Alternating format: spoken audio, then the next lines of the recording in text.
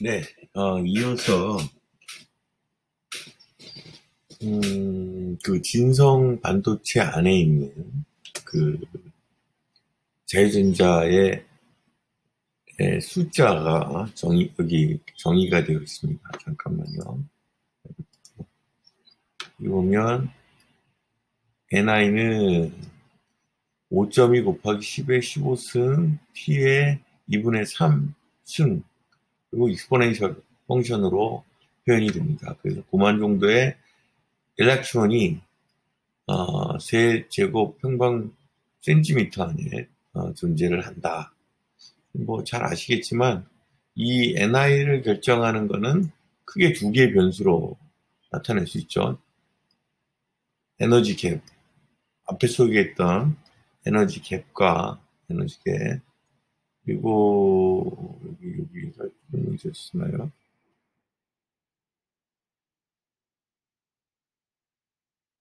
에너지 갭과 여기 설명됐네요. 에너지 갭 나와 있는 게르마늄과 실리콘 그리고 갈륨 아르세나이드의 에너지 갭. 당연히 이게 작으면 작을수록 더 많겠죠. 일렉트론수가 익스포넨셜이 지금 마이너스이기 때문에 작으면 작을수록 더 많은 일렉트론이 존재할 수 있다는 걸 알 수 있습니다.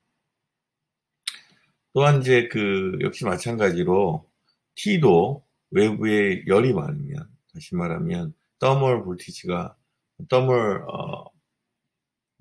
온도가 높아지면 당연히 에너지가 그만큼 많이 흡수될 것이고, 그러다 보니까 전자의 개수가 많이 늘어난다는 걸 알 수 있습니다. 여기 K는 볼츠만 상수라고 해서 여기 이렇게 주어집니다.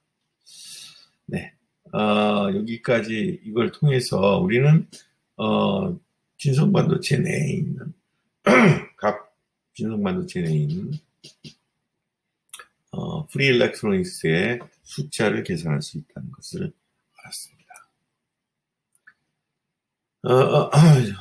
뭐 여기 충분히 아까 전에 얘기했던 내용들이 반복되고 있고요. 예. 그래서 꼭 알아야 되는 내용은 이겁니다. 에너지는 다시 말하면 일렉트론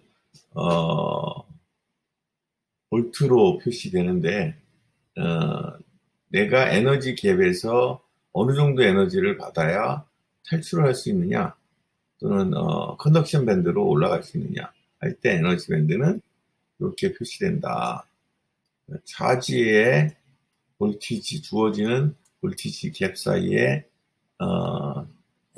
그 볼티지, 다시 말하면 전이차에 따른 것으로 에너지를 표시할 수 있다.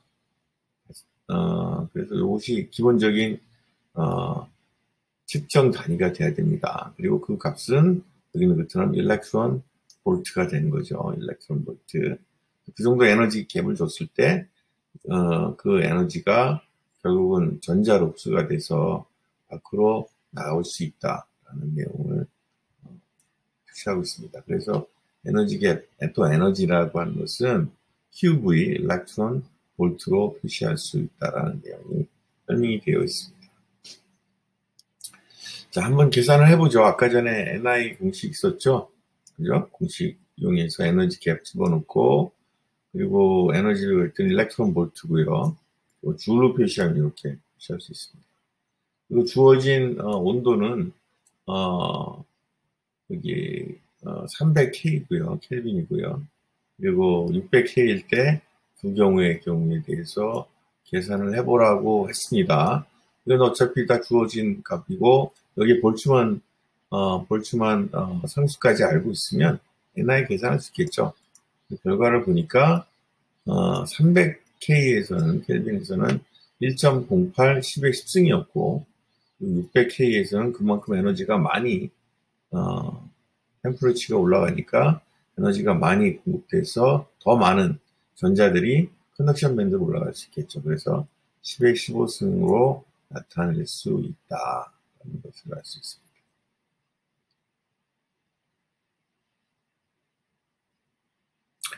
네, 그러면 이제 불순물 반도체 또는 extrinsic materials라고 해서 이제 그 실리콘 반도체나 또는 게르마늄 반도체는 원래 8개씩 전자를 공유함으로 인해서 크리스탈이 형성되고 또 자유전자가 잘 만들어지지 않는 것을 알 수 있었습니다. 그죠? 그것들을 개선하기 위해서 도핑이라는 과정을 거칩니다. 이거는 뭐냐면 그 실리콘이나 게르마늄에다가 일종의 불순물을 집어넣는 거예요. 불순물을 집어넣게 되면 그 불순물에 따라서 자유전자가 더 많아지도록 만드는 것이 도핑 프로세스입니다. 그래서 이제 그때 사용되는 그 머티리얼을, 불순물을 extrinsic materials라고 얘기하고요. 그것에 따라서 어떤 종류를 집어넣느냐에 따라서 N-타입 또는 P-타입의 불순물을 집어넣는다. 또 나중에 N-타입 반도체가 되고 그것이 결국 P-타입 반도체가 되는 것을 알 수 있습니다. 자, 그런 내용을 조금 더 들여다보죠. N-타입 반도체를 먼저 볼게요. N-타입 물질. 자, 보통 N-타입 물질은 인 같은 걸 많이 씁니다. 파스포러스라고 해서 인을 쓰는데 P라고 하죠. 원소기호로는 P로 표시되고 이 P는 총 5가의 체외곽전자를 갖고 있습니다. 그러니까 5개를 갖고 있는 거예요. 실리콘은 4개인데 인은 5개를 갖게 됩니다. 그러다 보니까 이 인을 이 안에 집어넣게 되면 실리콘 크리스탈 안에 집어넣게 되면 하나의 실리콘을 밀어내고 다른 실리콘과 결합을 하죠. 그런데 문제는 실리콘은 4개씩의 체외곽전자를 갖고 있기 때문에 이 P의 8개를 구성하고 나면 P가 인이 8개를 외부의 4개의 실리콘과 전자를 공유하고 나면 이렇게 하나의 전자가 남게 됩니다. 다시 말하면 원래 결정체 내에 있었던 전자보다 더 많은 추가적인 전자가 발생을 할 수 있게 되는 거죠. 궁극적으로 저 전자는 굉장히 약한 연결 교류를 갖고 있거나 아니면 컨덕션 밴드로 올라가서 쉽게 자유전자가 될 수 있도록 되는 전자가 되겠습니다. 그 전에 NP는 NI의 스퀘어다라는 공식이 하나 있어요. 이거는 무슨 뜻이냐면, 자, N은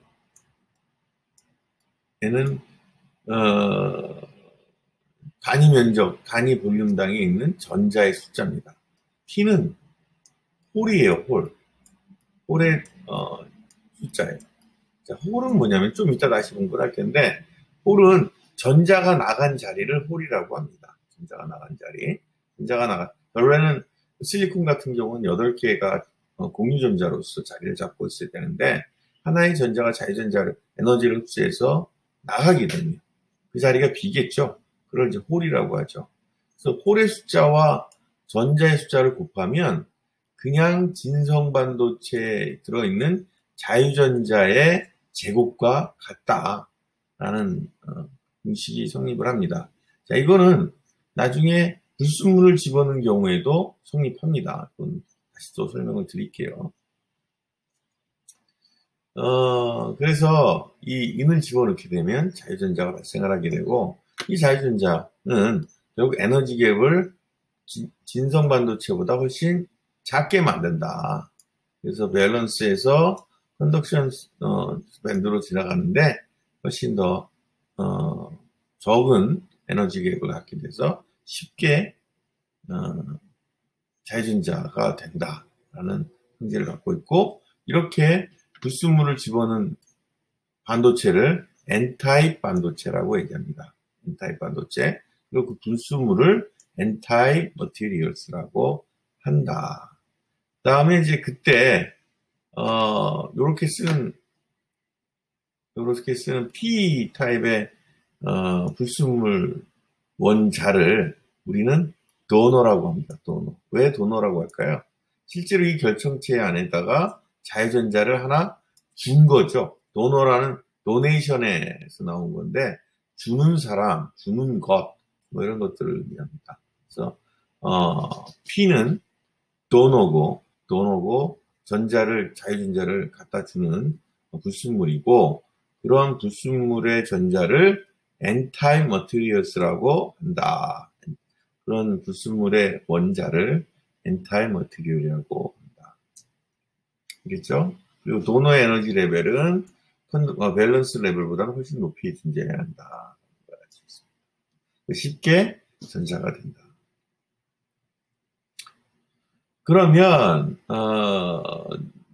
위에서 본 것처럼 만약에 도너를 집어넣었어요. 이렇게 도너를 집어넣게 되면 당연히 전자가 많아질 거 아니에요.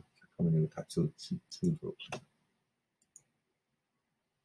자, N값이 N-type material을 집어넣게 되면 이런 전자들이 많아질 테니까 전자의 숫자가 급격히 늘어날 겁니다. 그죠? 진성 반도체보다는 훨씬 더 많아질 거예요. 그래서 쉽게 컨덕션 밴드로 갈 겁니다. 그런데 그러면 어떻게 이 N-type material에서도 식이 성립을 할 수 있느냐라는 거죠. 자, N이 들어오게 되면 전자가, 다시 말하면 도너 아이템이 들어오게 되면, 아톰이 들어오게 되면 걔네들의 숫자가 워낙 많아요. 워낙 많다 보니까 원래 진성 반도체에 있는 일렉트론이나 홀수에 비해서 워낙 머저리티를 형성하기 때문에 결국 P 값이, 홀이 새로 들어온 전자에 의해서 채워집니다. 채워지다 보니까 P의 숫자가 훨씬 작아지는 거죠. 그죠? 워낙 N 값이 크니까. 그래서 그 두 개를 곱하면 결국 진성 반도체에 있는 자유전자의 숫자의 제곱과 같다는 것이 그 다음 example이에요. The above result seems quite strange. 이상하다. 왜냐하면 NP가 계속 상수를 유지한다. 우리가 심지어 도너를 집어넣어서 N값을 증가시켰는데도 라는 이제 질문이 나옵니다. N값을 증가시켰죠. 도너를 집어넣어서 자유전자를 많이 만들었는데도 불구하고 왜 NP가 Ni 스퀘어의 값을 갖게 되느냐? 그것은 아까 얘기했듯이 그 많이 집어넣은 불순물의 자유전자가 뭘 없앤다고요?